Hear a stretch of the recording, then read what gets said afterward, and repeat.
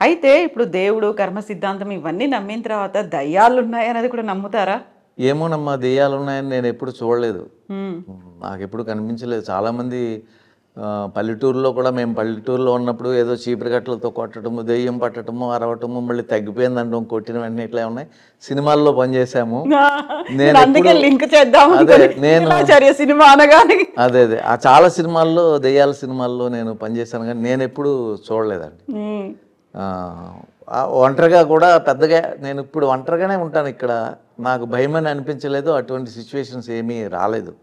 కళలు వస్తూ ఉంటాయి. ఆ కళలు అసలు మనకు సంబంధం లేనివి ఏవో వస్తూ ఉంటాయని మళ్ళీ మర్చిపోతూ ఉంటాం. హ్మ్. వాటి అర్థాలు అవి ఏమన్నా ఉంటాయో ఏదో కూడా తెలియదు. హ్మ్. పాములు కనిపిస్తాయి, ఏదో కొండలు లీలగా ఏవో కనిపిస్తూ ఉంటాయి. కనిపిస్తూ ఉంటాయి.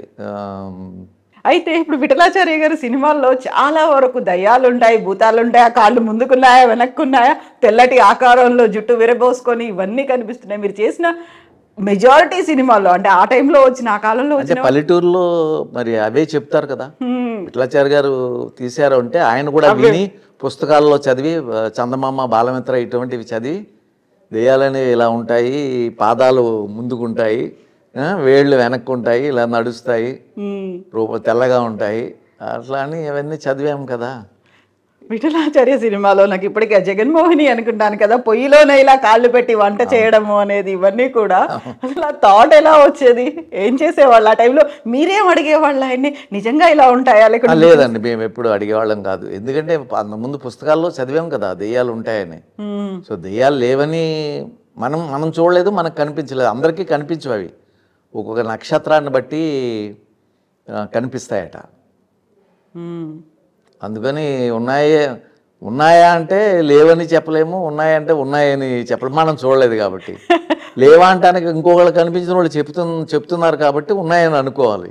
అయితే విఠలాచార్య గారి సినిమాల్లో ఎంత అయితే ఇవన్నీ దయ్యాలు ఇవన్నీ అనుకుంటామో, జానపద గాథలు అనేవి చాలా ఎక్కువ ఉంటాయి. జానపద కథానాయకుడు నరసింహరాజు గారు అనగానే అలా ఒకటి ఫిక్స్ అయిపోయింది కదా, విఠలాచార్య సినిమా అనగానే ఇలా ఫిక్స్ అయిపోయింది. ఆ టైంలోనే మీరు సూపర్ హిట్ హీరో అక్కడ. జానపద చిత్రాలు అంటే మీరే కనిపించేవాళ్ళు. మీతో పాటుగా కాంతారావు గారు కూడా, కత్తి యుద్ధం కాంతారావు, జానపద కళాకారులు, ఎలా ఉండేది ఆ టైంలో? కాదండి, అంటే రామారావు గారు ఫస్ట్ చేసేవారు, తర్వాత కాంతారావు గారు చేసేవారు. వారు చేసినప్పుడే నాకు విఠలాచార్య గారు అవకాశం ఇచ్చారు. నాతో తీసిన తర్వాత ఇంకా వారెవరూ చేయలేదండి. రామారావు గారు ఒక్కటి చేశారు, సింహబలుడు అని ఒక్కటి చేశారు. కాంతారావు గారు హీరోగా చేయలేదు. కాంతారావు గారు పొజిషనే నాకు ఇచ్చారు విఠలాచార్య గారు. అవును.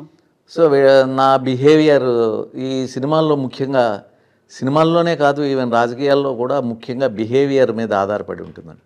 బిహేవియర్ బాగున్నట్టయితే పెద్దవాళ్ళు మనల్ని ఆదరిస్తారు. సో నా బిహేవియర్ ఎలా ఉండాలి ఏంటనేది నా అనుభవం ద్వారా నేను డే బై డే నేను నేర్చుకోవటం వల్ల, నా బిహేవియర్ వల్ల విఠలాచార్య గారికి వారు తీసిన అన్ని పిక్చర్లు నేనే చేశాను హీరోగా. అంటే నా బిహేవియర్ వారికి నచ్చింది. నా టైమింగ్ అవ్వనివ్వండి, నేను చేయటం, నా విధేయతగా ఉండటం. సో వారు అన్ని పిక్చర్లు, జగన్మోహన్ తర్వాత గంధర్వ కన్య, నవమోహిని, మోహిని శపథం, ఇలాంటివన్నీ.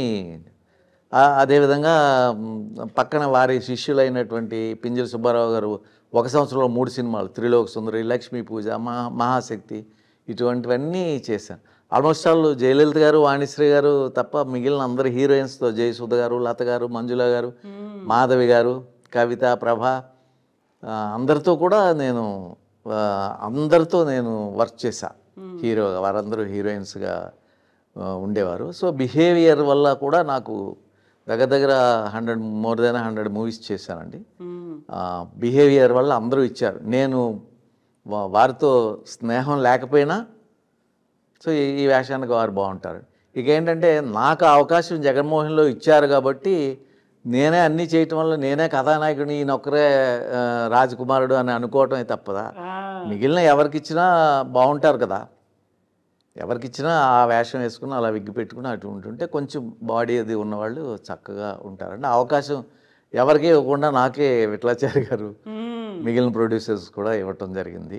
సో విఠలాచార్య గారు, నేను ఇండస్ట్రీలో ఇప్పుడు తమిళ్లో చేస్తుంది, నేను తమిళ సీరియల్స్ గురించి చెప్తారు, జగన్మోహిని గురించి చెప్తారు. విఠలాచార్య గారు హీరో, జగన్మోహిని గురించి ఇప్పటికీ మాట్లాడుతూ ఉంటారు. సో ఇప్పటికీ నన్ను నిలబెట్టిందంటే విఠలాచార్య గారు జగన్మోహనే మెయిన్ అండి. సో సోషల్ పిక్చర్స్లో దాసనారాయణరావు ఇచ్చినటువంటి తూర్పు పడమర, కన్యాకుమారి ఇది ఎక్కడ న్యాయం వారు ఇచ్చిన.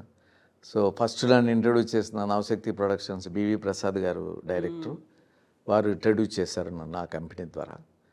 సో వారి పుణ్యాన్ని ఇప్పటికీ నేను 53 సంవత్సరాలు మీరు చెప్పినట్టు 53 ఇయర్స్గా 69లో వెళ్ళాను ఇండస్ట్రీకి. 53 ఇయర్స్గా నేను వర్క్ చేస్తూనే ఉన్నాను. సో అప్పటికంటే ఇప్పుడు మేము చాలా హ్యాపీ, ఎందుకంటే హెవీ వర్క్ కాబట్టి. అంటే హ్యాపీ అంటే మనకి అత్యాశ లేదు కాబట్టి, నాకు ఇంత రావాలి ఇంత రావాలి, నాకు నేను ఇలా ఉండాలి ఇలా ఉండాలి, నా వెనకాల ఇలా ఉండాలి, నాకు ఇన్ని బిల్డింగ్లు ఉండాలి, ఇటువంటి అత్యాశ లేదు. ఈవెన్ ఆశ కూడా లేదు నాకు. అత్యాశ మాట అటు ఉంచండి, ఆశ కూడా లేదు. భగవంతుడు ఎలా నడిపిస్తే అలా. రాత్రి పగలు లాగా, పగలంటే బ్రైట్నెస్, తప్పకుండా రాత్రి అవుతుంది, చీకటి అవుతుంది. సో జీవితంలో ప్రతి వాళ్ళకి పగలనే బ్రైట్నెస్ ఉంటుంది, జీవితం హ్యాపీగా ఉంటారు. కష్టం అనేది వస్తుంది రాత్రి సమయంలో.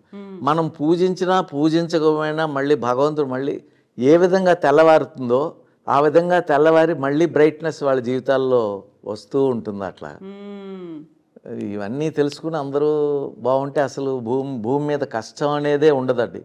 ఉన్నవాళ్ళు, డబ్బున్నవాళ్ళు మంచి మనసుతో, ఎక్సెస్ డబ్బుని ఏం చేసుకుంటారు? ఏం చేయలేరు కదా. మీరు తినేది నేను కొంచెం ఎక్కువ తినొచ్చు, లేకపోతే కొంచెం 2-3 కర్రీలు చేసుకోవచ్చు, అంత చేసుకోవచ్చు. కానీ మీరు అంతకంటే ఎక్కువ తినలేము కదా. సో మిగిలినంత ఏముందండి, మిగిలినంత ఎవరో ఏమి పట్టుకెళ్ళలేము. సో మన పక్కోడు కూడా బాధ ఉంది అంటే వాళ్ళని చూసినట్టయితే అసలు ఈ భూమి మీద మనిషికి కష్టమే ఉండదు.